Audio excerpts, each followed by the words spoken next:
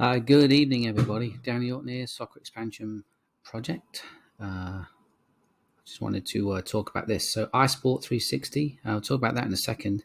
I'm on an email list. I wanted to share some information about that. But I wanted to talk about the project, the Soccer Expansion Project. Here it is. So, we're building this platform here, this website, this domain actually exists, and we'll be building a platform over the next few weeks. I know I've been promising it, but I've been really busy with these types of conversations. So on the right hand side here, I want to bring together some expert knowledge, some real top sort of been there, done that people that are good at these types of things, all the things that would go into building your soccer club, building you as a coach, helping your players, helping parents, changing the culture, youth sports, whatever it might be. But to put on the right hand side just this catalog of knowledge, if that's the right word. Anything to do with sort of admin stuff we can see there, players, data, performance, nutrition.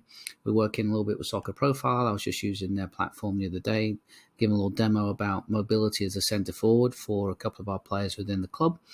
Sorry, wrong tab. Coaches, curriculums, training methods, coaching support, all the way through to retail, technology, developers, franchises, feasibility studies, build the whole thing, right? Anything here that you could think of that you might at some point need to help develop the game.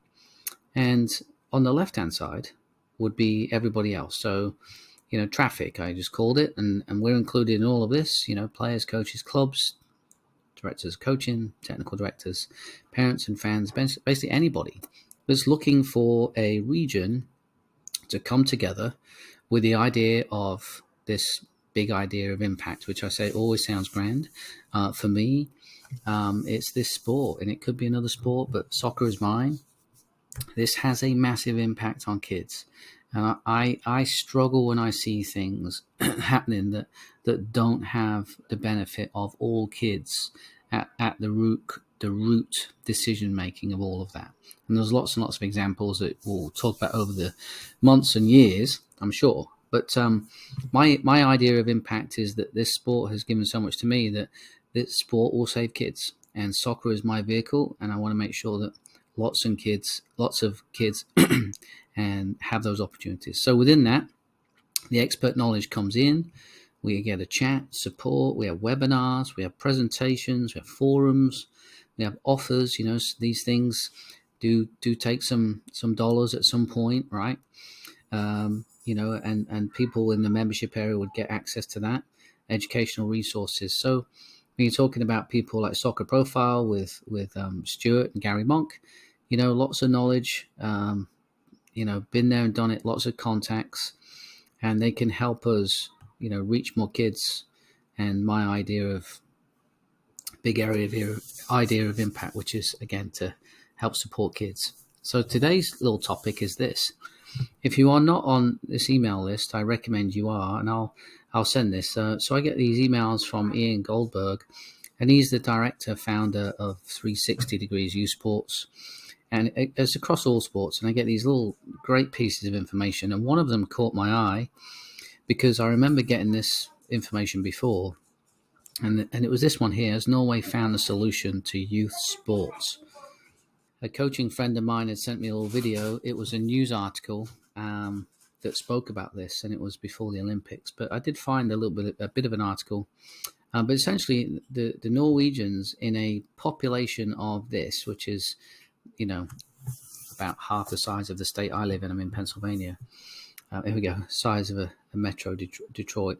And what did they do? And what they did was they took kids, young as possible, and they made it a priority that the kids were enjoying sports, multi-sport athletes, giving opportunities to kids right across the bat, and every single sport. And again, primarily, this is now hitting what they call the outdoor sports or the summer sports, but this was primarily across the winter sports.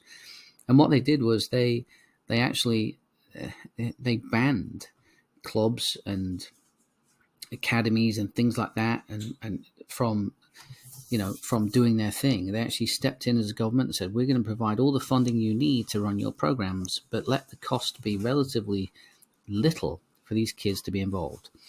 So, for example, from the soccer side of things, there are no league standings and no tables, no stats, no anything until 13 or 14 when those things start to evolve. And Norway right now has produced a couple of really great players on the men's and women's side. So again, under the age of 12, 13, no league tables, no standings, no promotion. It was just about fun. And on the winter side of things, they're still waiting, I think, for the summer side of things to come to fruition in terms of data. But what they've seen is they saw massive success.